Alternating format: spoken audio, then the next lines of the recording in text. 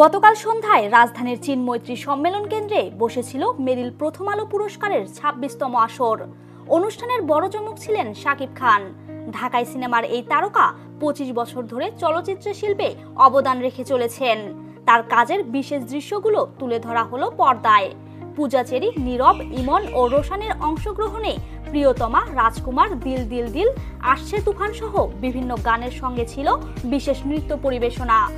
চলচ্চিত্রে ২৫ বছর পূর্তি উপলক্ষে শাকিব খানের হাতে বর্ণাঢ্য কর্মজীবনের রজত জয়ন্তীর বিশেষ সম্মাননা স্মারক তুলে দেন স্কয়ার টয়লেট্রিজের ব্যবস্থাপনা পরিচালক অঞ্জন চৌধুরী ও নির্মাতা মতিন রহমান।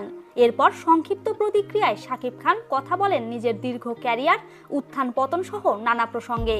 চলচ্চিত্রের শুরুর গল্প বলতে গিয়ে শাকিব খান বলেন, আমি তখন ফার্স্ট ইয়ারে পড়ি।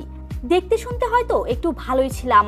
একটা সিনেমার অফার পেলাম, বলল ৩ মাস সময় লাগবে, ৩ মাসেই সিনেমা শেষ হয়ে যাবে। ৩ মাসের জন্য এলাম, আর ফিরে যাওয়া হলো না। ২৫ বছর পার হয়ে গেছে। এই ২৫ বছরে এত ভাঙাগড়া দেখেছি চলচ্চিত্রে, এত রং দেখেছি জীবনের।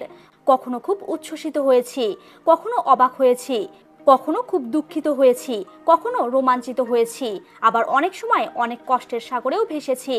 নিজের কঠিন সময়ের কথা বলতে গিয়ে শাকিব খান বলেন, এই চলচ্চিত্র জগৎ সত্যি অনেক রং দেখিয়েছে।